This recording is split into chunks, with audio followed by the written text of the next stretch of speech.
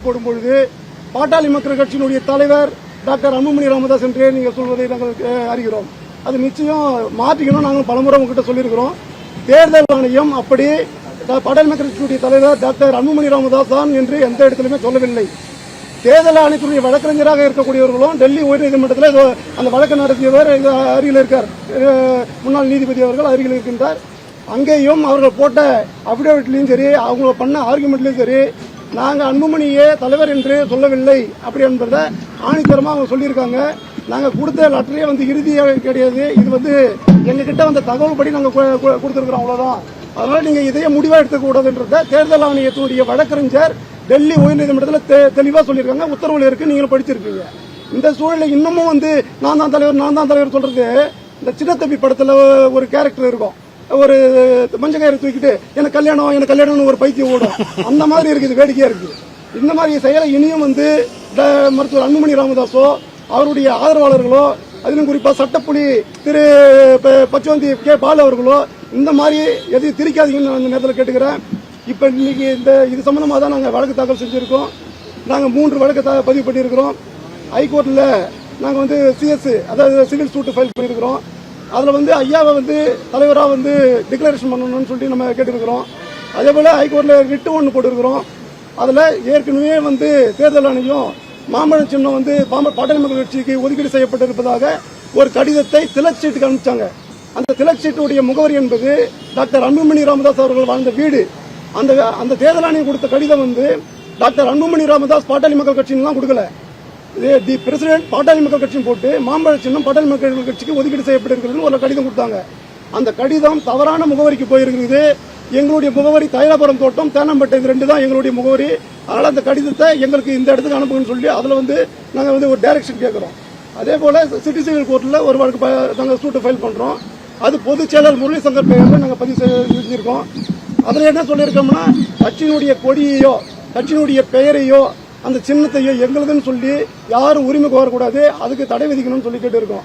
இது சம்பந்தமா இன்னும் என்ன விட இன்னும் விவரமா சொல்லக்கூடியவர் ஏற்கனவே டெல்லி உயர்நீதிமன்றத்தில் இந்த வழக்கை கையாண்டவர். இங்க சென்னை உயர்நீதிமன்றத்திலும் பாட்டாளி மக்கள் கட்சியினுடைய சட்ட ஆலோசகராக இருக்கக்கூடிய எங்களுக்கு மரியாதைக்குரிய மூத்த வழக்கறிஞர் ஐயா அருள் அவர்கள் இன்னும் தெளிவாக உங்களுடைய இதை பகிர்ந்து கொள்வார் என்று தெரிவித்துக் கொள்கிறேன்.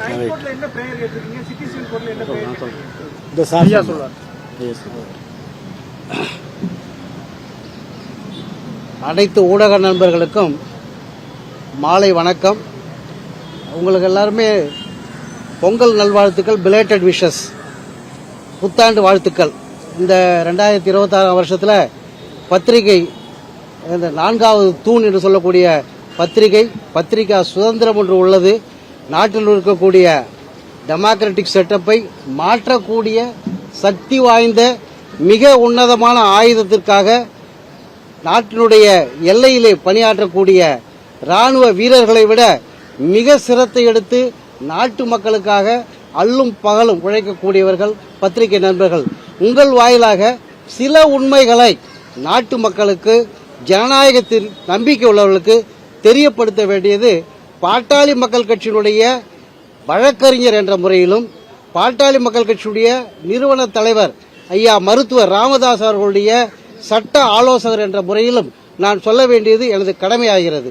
கடந்த 8/8/25 அன்று இதே சென்னை உயர்நீதிமன்றத்திலே மருத்துவர் அன்புமணி அவர்கள் சட்டவிரோதமாக மாமல்லபுரத்திலே ஒரு பொதுக்குழு என்ற கூட்டத்தை கூட்டவிருக்கிறார். அதை கூட்டக்கூடாது, ஏனென்று சொன்னால் அதனால் சட்டம் ஒழுங்கு சீர்கெடும். மருத்துவர் ஐயாதான் 30/5/2025 தலைவராக இருக்கிறார். தலைவர் பதவி போனதற்கு பிறகு அன்புமணி அப்படி செய்யக்கூடாது என்றுதான் உயர்நீதிமன்றத்துக்கு வந்தோம். உயர்நீதிமன்றத்திலே தலைவர் என்பதை பற்றி நாங்கள் கேட்கவில்லை. நீதியரசர் ஆனந்த் வெங்கடேஷ் அவர்கள் 8/8/2025 அந்த தீர்ப்பிலே சட்டம் ஒழுங்கு பாதுகாக்கப்படும் என்று அரசாங்கம் சொல்வதால், இண்டோர் மீட்டிங் என்பதால் தான் நாங்கள் அனுமதிக்கிறோம் என்று சொன்னாரே தவிர தலைவர் என்று அங்கீகாரம் உயர்நீதிமன்றம் வழங்கவில்லை. அப்படி ஒரு மாறான பொய்யான கருத்துக்களை பரப்பி வருவதை நீங்கள் ஊடகத்தார் கண்டிப்பாக வெளிச்சத்துக்கு கொண்டு வர வேண்டும். அதிலே தலைவராக அன்புமணியை பற்றி கேட்கவும் இல்லை, தலைவர் என்பதற்கு சிவில் கோர்ட்டுக்கு போங்கள் என்று சொல்லவும் இல்லை. அதில் சொன்ன விஷயம், உங்களுடைய பிரச்சனை எதுவாக இருந்தாலும் சிவில் கோர்ட்டுக்கு போகலாம், ஆனால் இப்பொழுது உள்ளது ஒரு கூட்டத்திற்கானது, அதற்கு சட்டம் ஒழுங்கு கெடாது என்பதால் நாங்கள் அதை முடிவு செய்ய முடியாது என்று சொல்லிவிட்டார். அதிலே யாருக்கும் தோல்வி இல்லை, எங்களுக்கு வெற்றிதான் கிடைத்தது. என்று சொன்னால் ஒரு வழக்கிலே விளக்கமான ஒரு தீர்ப்பை கொடுத்திருந்தார். அதன் அடிப்படையிலே பாட்டாளி மக்கள் கட்சிக்கு 30/5/2025 மருத்துவர் ஐயா தலைவராக நியமிக்கப்பட்டார்.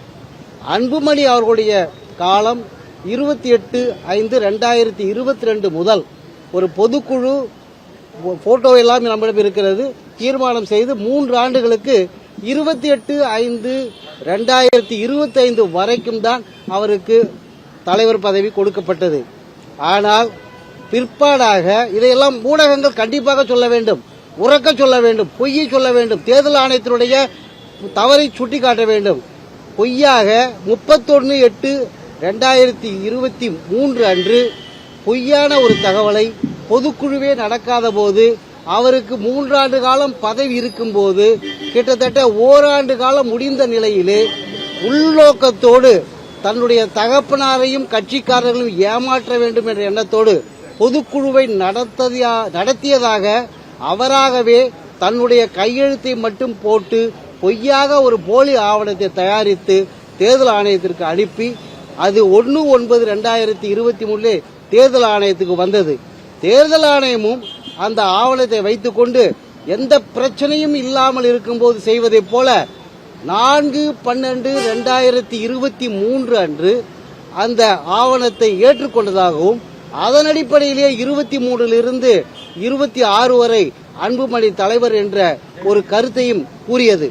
ஆனால் தேர்தல் ஆணையம் 4/12/2023 கள்ளத்தனமாக அன்புமணி கொடுத்த ஆவணத்தை பெற்று போலியான ஒரு உத்தரவை போட்டபோது கூட அதிலே ஒரு கண்டிஷன் இருக்கிறது.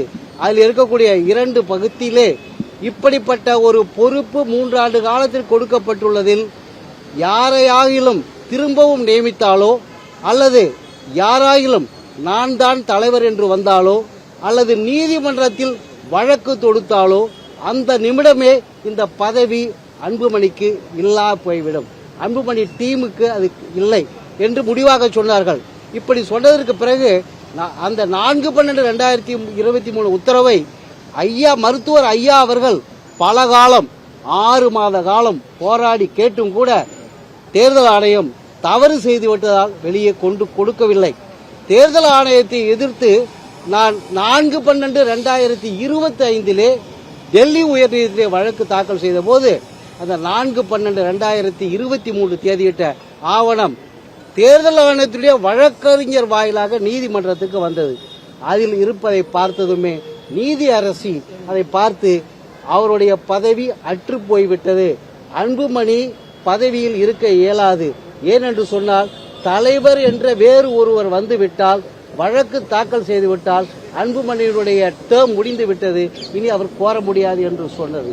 அதையே பல்டி அடித்த தேர்தல் ஆணையம், ஆம் நாங்கள் அன்புமணியை தலைவராக அங்கீகரிக்கவில்லை.